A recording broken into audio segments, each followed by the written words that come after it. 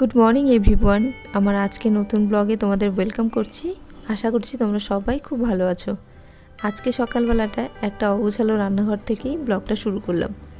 সংসারের কাজ যেটা সময়ের কাজ, সময় যদি না করা হয় তাহলে কিন্তু ছোট্ট একটা কাজও পরে অনেক বেশি বিরক্তির মনে হয়। সেরকম হয়েছে আজকের দিনটা। আসলে কালকে বাড়িতে দুজন এসেছিলো, তো তাদের সাথে গল্প করতে করতে খাবার দিতে সমস্ত করে বেশ অনেকটাই রাত হয়ে গেছিলো। তো অত রাত আর ইচ্ছে করছিল না যে রান্নাঘরের বাসনগুলো মেজে নিই। অনেক রাত বলতে ওই 11:30টার মতো বেজে গেছিলো। আর যেহেতু এখন ঠান্ডা পড়ে গেছে, রাত্রিবেলা কিন্তু ঠান্ডা ঠান্ডা জল ধরতেও আর ইচ্ছে করে না।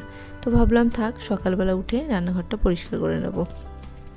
এই ভেবেই সকালবেলা এসে তো আমার মনটাই খারাপ হয়ে গেল। আসলে যেহেতু আমি প্রত্যেক দিন রাত্রিবেলায় খাওয়া দাওয়া সেরে রান্নাঘরের বাসন মেজে রান্নাঘরটা পরিষ্কার করে রাখি, তো তার জন্য সকালবেলা উঠে একটা ফ্রেশ রান্নাঘর দেখতে পাই, মনটাও ভালো লাগে, সংসারের কাজও কম মনে হয়, আর তাড়াতাড়ি চাটাও বানিয়ে ফেলা যায়। তো আজকে আর সেটা হলো না। তো সমস্ত বাসনগুলো মাজতে শুরু করে দিলাম। বাসন মাজতে গিয়েই দেখছি ভেতরে দুটো কাচের বাটি আর দুটো কাচের প্লেট থেকে গেছে। তো এই প্লেটগুলো মানে কাচের জিনিসগুলোই আগে কিন্তু মেজে নেওয়াই উচিত। এগুলো পড়ে থাকা মানে বিপদ। আমার হাত থেকে অনেক সময় স্লিপ করে অনেক কিছু ভেঙেছে।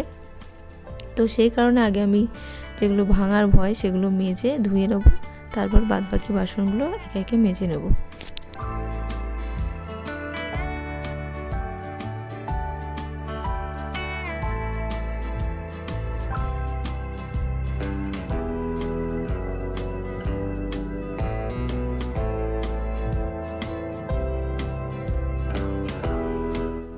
এখন কিন্তু বেশ অনেকটাই বেলা হলো, আর যেহেতু এখন ঠান্ডা ঠান্ডা পড়ে গেছে তার জন্য একটু বেলা করেই ঘুম থেকে উঠছি।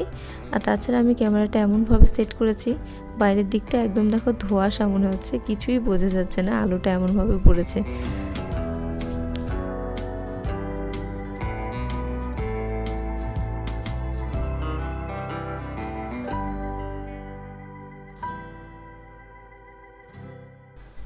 তো সমস্ত বাসনগুলো মাজা হয়ে গেল। এবার গ্যাসের ওভেনটা মুছে নিচ্ছি। আর একটা একটা করে বাসন কিন্তু কম হয় না, মনে হয় যে দুটো একটা বাসন, কিন্তু মাজতে গেলে আর একে একে জমে গেলে তখন একসঙ্গে অনেকগুলো বাসন হয়ে যায়। তো সমস্ত কিছুই মেজে নিলাম। এবার এই জায়গাটা খুব ভালোভাবে দেখো পরিষ্কার করে নেব। আর কিছুদিন থেকে আমার গ্যাসের ওভেনটাও খুব ডিস্টার্ব দিচ্ছে। যেই দিকটা আগুন বেশি ওঠে সেই দিকের ওভেনটাই আগুনটা খুবই কম উঠছে। তো একবার আমি সেফটি পিন দিয়ে ঠিক করেছিলাম ইউটিউব থেকে দেখি। তো দেখলাম যে আগুনটা একটু বেশি উঠছিল যতটা ছিল আগের থেকে। তারপরে আবার কয়েকদিন যেতে না যেতে ওই রকমই হয়ে গেছে। তো ওভেনটা ঠিক করাতে হবে। তারপর দেখো চলে এসেছি চা বানাতে।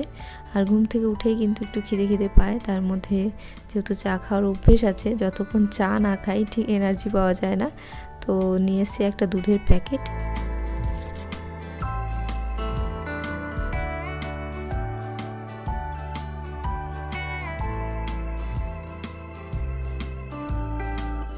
চা প্রায় হয়ে এসছে, একদিকে বসিয়ে দিয়েছি চা। আর সকালবেলাটা শীতে যবে থেকে শীত পড়েছে একটু দুধ চা খেতেই আমার ভালো লাগছে, নয়তো এমনি টাইমে কিন্তু লিকার চাটাই খেয়ে থাকি। আর একদিকে দেখো গরম জল বসিয়ে দিয়েছি। তো গরম জলটা আজকে আমি ফুটাচ্ছি না, একদম মানে ফুটানো পর্যন্ত রাখছি না, উষ্ণ গরম হয়ে যাওয়ার পর আমি ফ্লাক্সের মধ্যে নিয়ে নেব। এই ফ্লাক্সে জল কিন্তু অনেকক্ষণ গরম থাকে, এই যে আজকে নিচ্ছি কালকে পর্যন্ত থাকবে।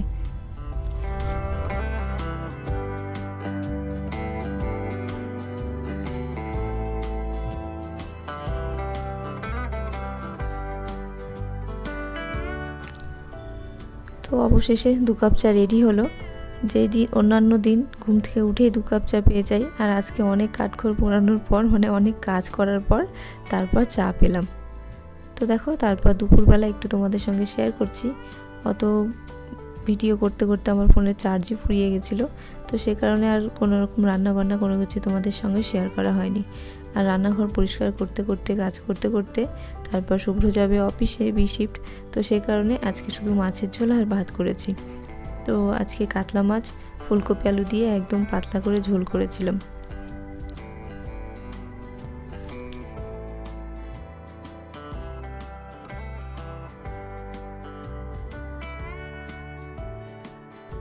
তো চলো আজকের ব্লগটা এইটুকুই। তোমাদের ভালো লাগলে লাইক করে পাশে থেকো, ভালো থেকো, সুস্থ থেকো, সাবধানে থেকো আর ব্লগগুলো দেখতে থেকো। তো আজকের মতো টাটা।